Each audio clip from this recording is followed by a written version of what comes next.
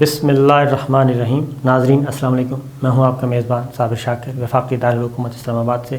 کچھ تازہ ترین خبریں اور خبروں کا تعلق ہے پاکستان کی قومی سیاست ہے۔ تحریک عدم اعتماد سے آج ایک بڑا مارکہ اور بڑے مارکے کا پہلا دن جو ہے وہ ہمیں سپریم کورٹ آف پاکستان میں دیکھنے کو ملے گا۔ کورٹ روم نمبر 1 میں chief justice of Pakistan justice Umar Ata Bandial کی سربراہی میں 5 رکنی بینچ جو ہے وہ سماعت شروع کرے گا باقاعدہ طور پہ، اور اس میں وکلاء تمام سیاسی جماعتوں جو موجود ہیں، بڑی جماعتیں، ان کو نوٹس ہیں، ان کے وکلاء موجود ہوں گے، اور مسلم لیگ نواز کے بیرسٹر مخدوم علی خان، JUI کامران مرتضیٰ صاحب، اور پاکستان پیپلز پارٹی فاروق H نائک صاحب اٹارنی جنرل ہوں گے۔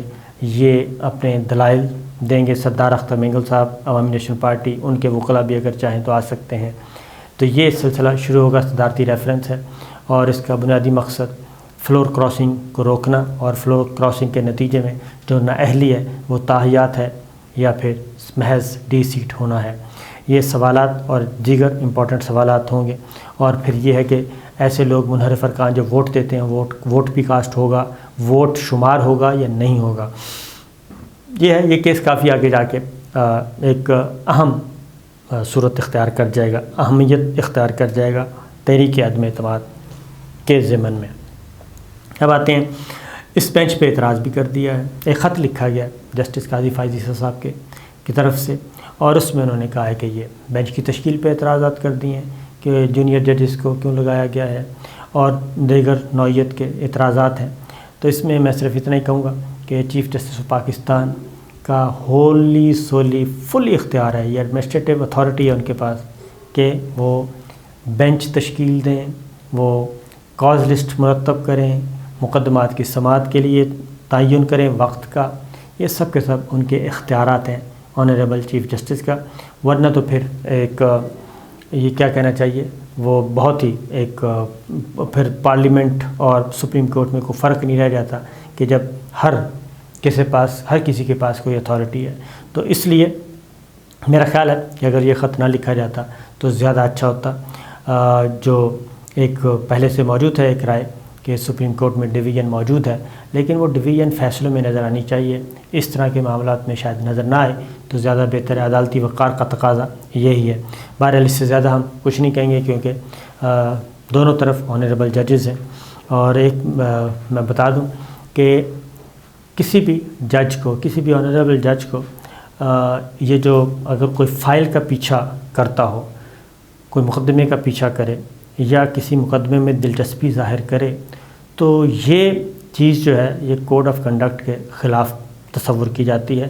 اور SGS کوٹکنا کیس میں جسٹس راشد عزیز صاحب سپریم کورٹ کے جج تھے، اور جسٹس ملک قیوم صاحب یہ بھی ہائی کورٹ کے جج تھے۔ تو یہ دونوں جج SGS کوٹکنا کیس جب ہائی کورٹ میں تھا تو سن رہے تھے، جس میں آڈیوز بھی آئی تھیں۔ تو سپریم کورٹ میں جب یہ کیس پہنچا تھا تو اسی بنیاد پہ وہ دونوں جج صاحبان کو اپنے عہدوں سے، منصب سے محروم ہونا پڑا تھا، اور ان کو ریزائن دینا پڑ گیا تھا، کیونکہ لارجر بینچ کا فیصلہ آ گیا تھا کہ یہ دونوں جج جو ہیں وہ پیچھا کر رہے تھے مقدمے کا، فائل کا۔ تو یہ بڑا سیریس قسم کا معاملہ ہوتا ہے۔ بہرحال آگے بڑھتے ہیں۔ اب یہ جو چیزیں چل رہی ہیں، ملاقاتیں ہو رہی ہیں، اور پولیٹیکل 3 محاذوں پہ کام ہو رہا ہے جی، تحریک عدم اعتماد سے نمٹنے کے لیے گورنمنٹ کر رہی ہے۔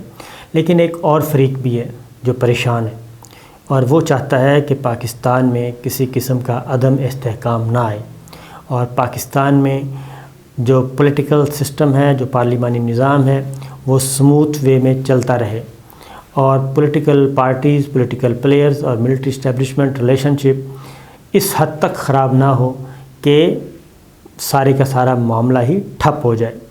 وہ بھی کافی متحرک ہیں، وہ پاکستان کے دوست لوگ ہیں جو کہ یہ اس پہ اب میدان میں آ چکے ہیں۔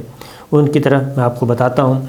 پہلے جو پولیٹیکلی کوشش کی جا رہی ہے، MQM نے بدستور جی معلق رکھا ہوا ہے۔ MQM سے مولانا فضل الرحمان صاحب کی ملاقات ہوئی تھی، تو مولانا فضل الرحمان صاحب نے کہا تھا کہ بس 1-2 دن کے اندر اندر MQM کی طرف سے اچھی خبر آ جائے گی، لیکن MQM کی طرف سے کوئی اچھی خبر نہیں آئی۔ اس کے بعد حکومتی ٹیم سے ملاقات ہو گئی اور حکومتی ٹیم نے بھی کہا ہے کہ جی بہت اچھی خوشگوار ملاقات رہی. تو MQM نے بھی ان کو لالی پاپ دے دیا, ادھر اپوزیشن کو دے دیا, ادھر گورنمنٹ کو دے دیا PTI کو کہ جناب فکر نہ کریں, ہم سوچ بچار کر رہے ہیں. کاف لیگ فیصلہ کر کے بیٹھ گئی ہے, وہ اب MQM کا انتظار کر رہی ہے اور BAP کا کہ وہ کیا کرتے ہیں, پھر آپس میں تینوں ملیں گے. ایک چیز اس سے آگے جو دوسری کوشش ہے وہ کانسٹیٹیوشنل ہے. اسپیکر اپنی اتھارٹی کیسے استعمال کرتے ہیں, ناک آؤٹ کیسے کرتے ہیں اس تحریک عدم اعتماد کو, ووٹ کیسے کینسل کرتے ہیں, وہ ہے. اپوزیشن اب اس کی بھی اسٹریٹجی چینج ہو رہی ہے اور وہ یہ ہے. لیکن ایک خبر آپ کو بتا دوں کہ گورنمنٹ جو ہے وہ پاکستان تحریک انصاف وہ پاکستان پیپلز پارٹی کے ساتھ رابطے میں آ چکی ہے. یہ بات بڑے وثوق سے کہہ رہا ہوں کہ پاکستان پیپلز پارٹی کے ساتھ پاکستان تحریک انصاف رابطے میں آ چکی ہے اور بیک ڈور چینل پہ ان کی گفت و شنید ہو رہی ہے. یہ ہو رہی ہے سندھ میں اور یہ ہو رہی ہے گورنر سندھ اور CM سندھ کے درمیان, اور یہی دو لوگ جو ہیں وہ برج کے طور پہ کام کر رہے ہیں. دونوں PTI کی طرف سے گورنر سندھ متحرک ہیں اور پیپلز پارٹی کی طرف سے سید مراد علی شاہ CM سندھ جو ہیں. یہ دونوں یہ آپس میں نوٹس شیئرنگ ہو رہی ہے اور کوئی بیچ بچاؤ کا راستہ نکل آئے اور مسلم لیگ نواز جو ہے وہ دھوکہ دے سکتی ہے. اور چودھری اعتزاز احسن نے اپنی پارٹی کی قیادت کو انفارم کر دیا ہے, آگاہ کر دیا, بلکہ خبردار کیا ہے کہ مسلم لیگ نواز شریف فیملی پہ کبھی بھی بھروسہ مت کرنا, یہ آپ کو دھوکہ دیں گے. اور اس لیے پیپلز پارٹی ایک طرف بہت ہائپ کریٹ کر رہی ہے, دوسری جانب یہ بھی کہا جا رہا ہے کہ سندھ ہاؤس میں یہ جو MNAs تھے PTI کے, ان MNAs کی اطلاع کس نے دی. اب نون لیگ اس پہ بھی شک کر رہی ہے کہ یہ اطلاع کس نے دی, پھر میڈیا کو ایکسیس کس نے دی, کیونکہ سندھ ہاؤس میں تو سندھ گورنمنٹ کا کنٹرول ہے. یہ بھی ایک کیا کہنا چاہیے پھیلی ہوئی ہے بد اعتمادی, ڈسٹرسٹ پیدا ہو گیا ہے. تو یہ بھی ایک چیز چل رہی ہے. پاکستان تحریک انصاف اور کیا اپوزیشن کے جو ارکان غائب ہونے ہیں کیا وہ مرضی سے ہوں گے, اس میں نون لیگ کے کتنے ہوں گے, پیپلز پارٹی کے کتنے ہوں گے. پھر چودھری نثار علی خان کا ایلیمنٹ وہ بہت زیادہ ہو گیا ہے, سب سے اوپر وہ آ گیا ہے کہ وہ نون لیگ کے کتنے لوگ ہیں ان کے ساتھ رابطے میں اور وہ کہیں مس پلیس نہ ہو جائیں. تو یہ ساری بڑی خطرناک گیم چل رہی ہے. پھر ایک طرف یہ اطلاعات آ رہی ہے جبکہ وزیر اعظم عمران خان کہتے ہیں کہ میں کسی سے بات نہیں کروں گا, سوال ہی پیدا نہیں ہوتا. اور ایک جو خبر ہے کہ جی بیرونی عناصر اور خاص طور پہ امریکہ اور مغربی ممالک اس میں انوالو ہیں اور وہ یہ رجیم چینج کرنا چاہ رہے ہیں, خان حکومت کو ہٹانا چاہ رہے ہیں. اس پہ صرف اب پاکستان میں جو مفادات ہیں وہ امریکہ کے مفادات اتنے نہیں ہیں جتنے اس وقت مفادات ہیں چائنا کے. تو اطلاع یہ ہے کہ چین جو ہے وہ باقاعدہ طور پہ میدان میں آ چکا ہے اور چین کی گورنمنٹ, چین کے وزیر خارجہ, چین کے سفیر اسلام آباد میں وہ متحرک ہو چکے ہیں. اور چین کے سفیر نے تو ملاقاتیں کی ہیں اتحادی جماعتوں سے بھی اور اپوزیشن کے لوگوں سے بھی, چین کے سفیر نے, اور اس میں انہوں نے یہی کہا ہے کہ معاملات کو اس حد تک خراب نہ ہونے دینا کہ پاکستان کے معاملات خراب ہو جائیں. اس کی وجہ چین کی یہاں پہ اب مالی, تجارتی, معاشی اور اسٹریٹجک مفادات ہیں. وہ کسی بھی صورت میں چائنا کو یہ سوٹ نہیں کرتا کہ پاکستان ڈی اسٹیبل ہو, اور پاکستان سیاسی اعتبار سے ڈی اسٹیبل ہو یا امن و امان کے حوالے سے ڈی اسٹیبل ہو. غیر مستحکم پاکستان بالکل سوٹ نہیں کرتا. ان کے اپنے جو انٹرسٹ ہیں یہاں پہ وہ بڑے ڈیمیج ہوتے ہیں. اس لیے چین کے وزیر خارجہ, اب چین کے جو سفیر ہیں اس کی ملاقاتیں پولیٹیکل لیڈرشپ سے بھی ہوئیں, اتحادی جماعتوں سے بھی ہوئیں اور army chief general Qamar Javed Bajwa صاحب سے بھی ہوئی. اور اب چین کے وزیر خارجہ آئے ہوئے ہیں, ان کا بھی انٹریکشن ہوا ہے مختلف سیگمنٹ سے.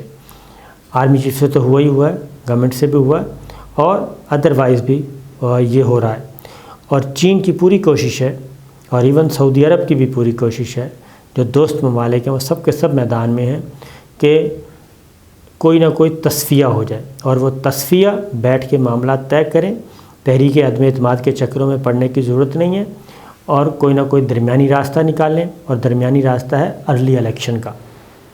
اگر ارلی الیکشن آ جاتے ہیں تو بہت ہی اچھی بات ہے، اگر اس پہ اتفاق ہوتا ہے تو ارلی الیکشن کروائیں، پیسفلی جو اقتدار ہے وہ منتقل ہو، آنے والی حکومت کوئی بھی ہو، وہ پی ٹی آئی کی ہے، پیپلز پارٹی کی ہے، پی ایم ایل این کی ہے، جس کی بھی حکومت ہوگی اس کو منتقل کیا جائے۔